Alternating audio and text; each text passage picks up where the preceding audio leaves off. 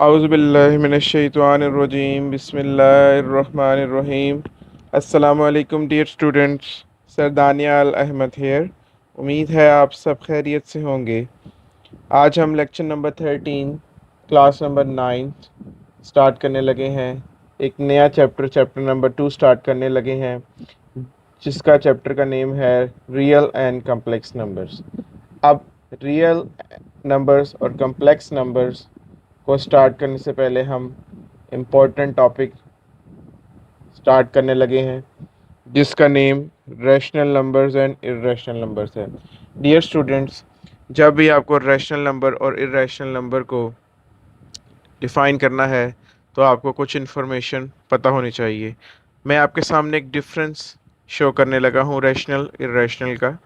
अगर आप ये याद रखेंगे तो लाइफ में जब तक मैथ्स पढ़ेंगे आप इसको कभी नहीं भूलेंगे और इसको यूज़ करते रहेंगे। So let's discuss what are rational numbers. Numbers which can be written in p by q form.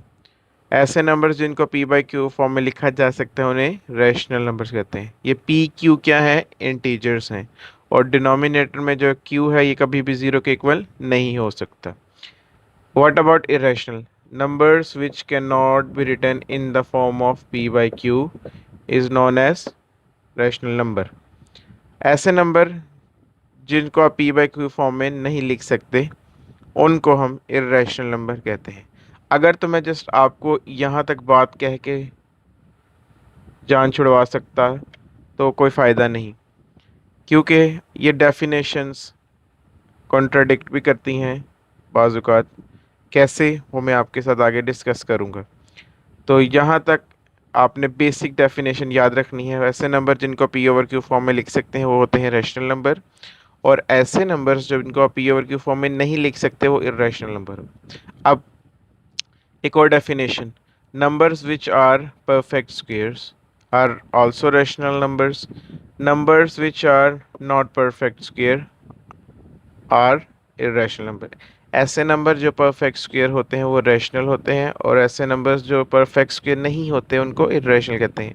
आप स्टूडेंट्स सोचेंगे परफेक्ट स्क्वेयर क्या है? ऐसे नंबर्स जिनका स्क्वेयर रूट एक इंटीजर रहता है उनको परफेक्ट स्क्वेयर कहते हैं। फॉर एग्जांपल 4 का स्क्वेयर रूट 2 है, 9 का स्क्वेयर रूट 3 है, 16 का स्क्वेयर रूट 4 है। तो जिन नंबर्स का स्क्वेयर रूट एक इंटीजर आ जाए उनको परफेक्ट स्क्वेयर कहते हैं, और जिनका नहीं है तो उनको परफेक्ट स्क्वेयर नहीं कहते। Third point, numbers which have terminating decimal fraction. ऐसे नंबर्स जिनकी डेसिमल फ्रैक्शन टर्मिनेटिंग हो उन्हें भी रैशनल नंबर कहते हैं। अब ये टर्मिनेटिंग डेसिमल फ्रैक्शन क्या है? डियर स्टूडेंट्स, जब भी आप दो नंबर्स को डिवाइड करते हैं fraction in the form of fraction, और अगर आपके पास डेसिमल के बाद इंटीजर स्टॉप हो जाए तो ऐसे नंबर्स को हम टर्मिनेटिंग डेसिमल फ्रैक्शंस कहते हैं। And every terminating decimal fraction represents a rational number. Numbers which are recurring and non terminating decimal fraction. ऐसे नंबर जो रिक्यूरिंग हो और नॉन टर्मिनेटिंग डेसिमल फ्रैक्शंस हो उनको हम रैशनल नंबर कहते हैं। अब ये रिक्यूरिंग का मतलब क्या है? रिपीटिंग। नॉन टर्मिनेटिंग जो डेसिमल के बाद चलते रहें, स्टॉप ना हो।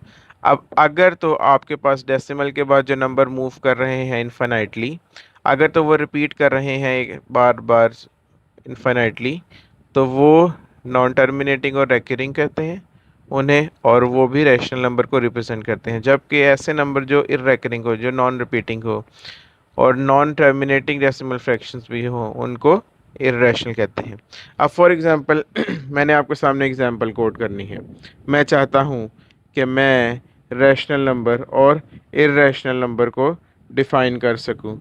फॉर एग्जांपल मैं आपके सामने लिखता हूँ 3/7। जैसे कि मैंने फर्स्ट डेफिनेशन लिखी उसके अकॉर्डिंगली एग्जांपल कोड कर दी कि जिन नंबर्स को मैं 3 फ्रैक्शन फॉर्म में लिख सकूँ, क्वोशिएंट फॉर्म में लिख सकूँ, वो होता है रैशनल नंबर। तो जी मैंने यहाँ पे लिख दिया आपके सामने। दूसरी डेफिनेशन आती है वो नंबर जो परफेक्ट स्क्वायर है। परफेक्ट स्क्वायर जैसे कि 4 है, 9 है, 16 और बेशुमार है। इसी तरह वो नंबर जो टर्मिनेटिंग डेसिमल फ्रैक्शन है। फॉर एग्जांपल मैं आपके सामने 1 को 2 पे डिवाइड करता हूँ, आपके पास आंसर आ गया 0.5। तो पॉइंट के बाद जो इंटीजर है वो स्टॉप हो रहा है। इस तरह बेशुमार एग्जांपल है, जैसे कि आप एग्जांपल कोड कर सकते हैं 2/5, आपके पास इसका सोल्यूशन आ जाएगा 0.4। जैसे कि आप कर सकते हैं 3/8, 3 को अगर आप 8 पे डिवाइड करें तो आपके पास आंसर आ जाएगा 0.375। तो डेसिमल के बाद इंटीजर स्टॉप हो रहा है कहीं ना कहीं, तो ये टर्मिनेटिंग डेसिमल फ्रैक्शन और ये सब भी रियल नंबर है, क्योंकि आप टर्मिनेटिंग डेसिमल को p/q फॉर्म में लिख रहे हैं। इसी तरह लास्ट है non terminating decimal fraction. For example अगर आप 2 को 9 पे डिवाइड करें तो आपके पास आंसर आएगा 0.99999 सो ऑन। सो अब देखें डेसिमल के बाद जो इंटीजर्स हैं वो मूव करते जा रहे हैं, स्टॉप नहीं हो रहे, और जो मूव कर रहे हैं वो सेम है, रिपीट कर रहे हैं अपने आप को। तो ऐसे नंबर्स को भी हम कहते हैं इर्रेशनल नंबर, क्योंकि आप देखें 0.999 सो ऑन को p/q फॉर्म में 2/9 रिप्रेजेंट कर रहा है। लिहाजा इस तरह से आप बेशुमार एग्जांपल कोड कर सकते हैं। अब अगर हम आते हैं इर्रेशनल नंबर की तरफ, तो पहले हमने कहा कि वो नंबर जिनको हम p/q फॉर्म में नहीं लिख सकते वो इर्रेशनल नंबर होते हैं। चलिए लेट्स सपोज मान लिया, लेकिन जैसे मैं आगे आऊँगा तो आपके लिए थोड़ा इशू बनेगा अगर आप फर्स्ट डेफिनेशन को ही याद रखेंगे। ऐसे नंबर जो परफेक्ट स्क्वायर नहीं है, जैसे कि आपके पास √3, √5, √7, ये जितने भी प्राइम नंबर अगर स्क्वायर रूट में, जो सारे इर्रेशनल नंबर हैं। अब आपके पास जैसे एग्जांपल देता हूँ पाई। पाई क्या होता है?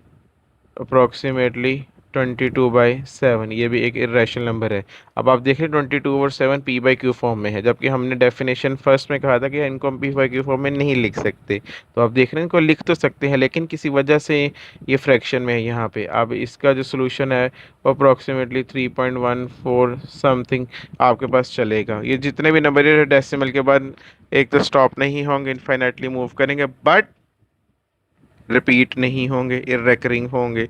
इस तरह से आप बेशुमार एग्जाम्पल यहाँ पे कोट कर सकते हैं। फॉर एग्जांपल √2 को अगर आप फाइंड करना चाहें, √2 की वैल्यू आपके पास क्या होती है? 1.41421356 सो ऑन। ये देखें जितने भी नंबर हैं डेसिमल के बाद इनफाइनेटली मूव कर रहे हैं, लेकिन सारे एक दूसरे से डिफरेंट हैं। सो ये कहना कि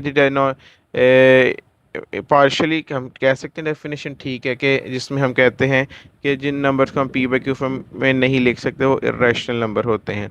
ठीक है, लेकिन अब आपके सामने ये 72/7 जैसे आ गया, ये तो फ्रैक्शन फॉर्म में p/q फॉर्म में है, लेकिन ये इरेशनल है। सो हम इसको देखेंगे डेसिमल में भी, कि अगर तो डेसिमल नॉन टर्मिनेटिंग है, नॉन रेकरिंग है, तो वो नंबर्स हमारे पास क्या होंगे? इरेशनल नंबर्स होंगे। तो ये डिफरेंस आपने डियर स्टूडेंट याद रखना है, ये बहुत ही हेल्दी और इम्पोर्टेंट है आप लोगों के लिए। इसको अगर आप याद रखेंगे तो इंशाल्लाह आप कभी भी नहीं ये बातें भूलेंगे। ये सब बहुत ही आसान सी चीज़ें हैं, बेसिक्स हैं, इसके साथ आप फर्दर आगे कंटिन्यू चीज़ों को कर सकते हैं। जी dear students, exercise 2.1 question number 5, very important question of the exercise, give rational number between 3/4 and 5/9। याद रखें जब भी आपको दो नंबर्स के दरमियान एक रैशनल नंबर फाइंड करना है तो उसके लिए आपको क्या करना है? जो गिवन रैशनल नंबर्स हैं उनको ऐड करके 2 पे डिवाइड कर देना है। बहुत ही आसान तरीका है, आप इसको कैलकुलेटर पे भी फाइंड कर सकते हैं। नो नीड आप एलसीएम लें, फ्रैक्शन लें। ऑब्वियसली 4 और 9 का एलसीएम आपके पास 36 आ जाएगा, बट मेक श्योर कि जो भी काम आप लोग यहाँ पे करें वो ठीक होना चाहिए। सेकेंडली आपको फार्मूला पता होना चाहिए, सो ये काम जो है कोई ज़्यादा फिर मुश्किल नहीं रहता। फॉर एग्ज़ाम्पल ये आपके पास आ जाएगा 47/36 divided by 2। So final answer is 47/72। सो ये जो है रैशनल नंबर है 3/4 एंड 5/9 के दरमियान में। नेक्स्ट अब हम क्वेश्चन नंबर 6 स्टार्ट कर लेते हैं। क्वेश्चन नंबर 6 में लिखा है express the following recurring decimals as the rational number p by q where p and q are integers and q is not equal to 0। Part number 1।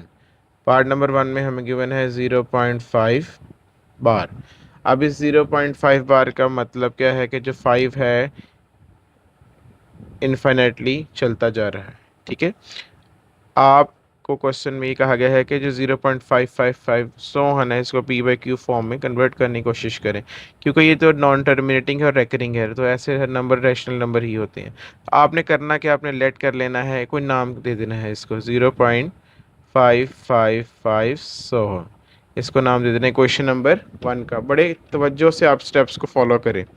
अब आप गौर करें, decimal के बाद एक ही डिजिट है जो रिपीट हो रहा है, तो जब डेसिमल के बाद एक डिजिट रिपीट होगा तो आपने इक्वेशन 1 को बोथ साइड्स पे 10 से मल्टीप्लाई करवाना है। आई रिपीट, अगर डेसिमल के बाद एक ही डिजिट इनफाइनाइटली रिपीट होगा तो आपने इक्वेशन 1 को 10 से मल्टीप्लाई करवाना है। सो आपको क्या चेंज मिलेगा, डेसिमल एक डिजिट आगे मूव कर देगा 5.555 एंड सो ऑन। इसी के लिए क्वेश्चन नंबर 2। अब आपने सब्ट्रैक्ट करना है 1 को 2 में से, 10x minus x, left side को लेफ्ट साइड से और राइट हैंड साइड को राइट हैंड साइड से माइनस कर देना है। सो आप देख रहे हैं कि बड़ी स्मूथली ये काम हो रहा है। आपके पास रह जाएगा 9x और यहाँ पे रह जाएगा जस्ट 5। पॉइंट के बाद वाले नंबर सेम है, वो सब्ट्रैक्ट हो जाएंगे, तो जो x है वो आपके पास आ जाएगा 5/9। x बेसिकली क्या था आपका 0.5 बार, सो ये 5/9 को रिप्रेजेंट कर रहा है। सो आप देखें कैलकुलेटर पे 5 और 9 को डिवाइड करके बहुत इजीली आप इसको अटेम्प्ट कर सकते हैं। जी स्टूडेंट्स, नेक्स्ट पार्ट नंबर 2 0.13 बार। इसका मतलब है कि जो 1 3 है वो इनफाइनाइटली मूव करता जा रहा है। आपने वही स्टेप्स फॉलो करने हैं। Let x is equal to 0.131313 so on. Question number 1। अब आपने देखना है डेसिमल के बाद कितने डिजिट्स है जो रिपीट हो रहे हैं। ये 2 डिजिट्स हैं, ये रिपीट हो रहे हैं। तो जब 2 डिजिट्स रिपीट होंगे तो आपने 100 से मल्टीप्लाई करना है बोथ साइड्स ऑफ इक्वेशन 1। जब 3 डिजिट्स रिपीट होंगे तो 1000 से, जब 4 डिजिट्स रिपीट होंगे तो 10,000 से। ये ज़ीरो को रिप्रेजेंट करता है बेसिकली रेपिटेशन। सो 100 से मल्टीप्लाई करने के बाद आपको मिल जाएगा 13.1313 सो ऑन। जब 100 से किसी डेसिमल को मल्टीप्लाई करते हैं तो डेसिमल 2 प्लेसेस आगे चला जाता है। इसे कह लें क्वेश्चन नंबर 2। अब आप 1 को 2 में से माइनस करवा दें, लेफ्ट साइड को लेफ्ट साइड से, राइट साइड को राइट साइड से, and then 13.131313 so on minus 0.131313 so on.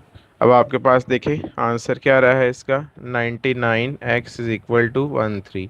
x का आंसर आ जाएगा 13/99। सो सिमिलर टाइप का कुछ आंसर आया है।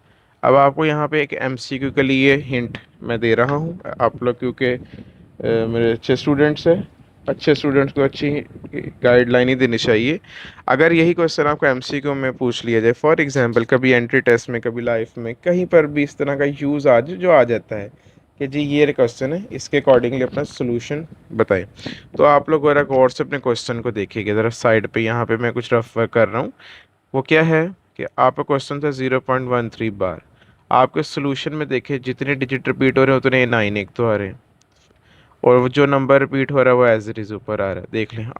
इसी तरह जो फर्स्ट पार्ट था इसका 0.5 बार, आप देखें जितने नंबर रिपीट हो रहे हैं वो उतने बार 9 नीचे आएगा। 5 रिपीट एक बार हो, एक डिजिट रिपीट हो रहा है तो एक 9 आ गया, ऊपर 5 एज इट इज़ आ गया। इसी तरह इसका पार्ट नंबर 3 जो आपने खुद अटेम्प्ट करना है, आंसर उसका कैसे आएगा, 2 डिजिट रिपीट हो रहे हैं, 2 बार 9 आ जाएगा, और यहाँ क्या आ जाएगा 67 एज इट इज़ आ जाएगा। अब आपके कोई जहन में कोई क्वेश्चन आ गया, आप पूछ सकते हैं कि सर अगर डेसिमल से पहले कोई डिजिट आ जाए, जी बिल्कुल ठीक है आ जाए। मैंने कब कहना है, ये लें जी, अगर आप 1.31 बार कह रहे हैं, सो मैंने कब कहना है आ जाए। अब क्या होगा, गौर से देखें डिजिट रिपीट कितने हो रहे हैं, जी देखें जैसे कि 1.31 आ गया है। डिजिट्स रिपीट कितने हो रहे हैं, 2 हो रहे हैं, तो आपने नीचे 99 लगा देना है। अब आपने करना क्या है, डेसिमल से पहले कौन है, 1 है। अब आपने करना क्या, इस पूरे को एज अ होल काउंट करना है, 131। 131 में से जो डिजिट रिपीट हो रहा है डेसिमल से पहले उसको माइनस कर दें। सो 131 में से जब आप 1 माइनस करेंगे तो आपको 130 मिल जाएगा। सो यह आपका आंसर आ जाएगा 130। अब आप 130 को डिवाइड करके देख लें, 99 पे आपके पास 1.31313 सो ऑन चलता जाएगा। आई रिपीट, डेसिमल से पहले जो नंबर है उसको इस पूरे फिगर में से माइनस कर दें। 131 माइनस 1 मीन 130। जितने डिजिट रिपीट हो रहे उतने 9 यहाँ पे आ जाएंगे। तो ये शॉर्ट ट्रिक है फॉर एमसीक्यूज। आई होप आपको आज का लेक्चर इंटरेस्टिंग लगा होगा about rational numbers and irrational numbers, और इसके अलावा किस तरह से आप किसी भी रेकरिंग नॉन टर्मिनेटिंग नंबर को पी बाई क्यू फॉर्म में कन्वर्ट कर सकते हैं, आपने ये भी आज सीख लिया है। तो प्रैक्टिस करें, इंशाल्लाह चीज़ें आपके लिए बेटर एंड बेटर होती जाएंगी। काइंडली हमारे चैनल एडू पॉइंट साइंस को ज़रूर सब्सक्राइब एंड लाइक करें। आपके ताउन का बहुत शुक्रिया। नेक्स्ट वीडियो तक का हमारा वेट कीजिएगा। आपसे रब्ता कायम रहेगा हमारा। अल्लाह हाफिज़।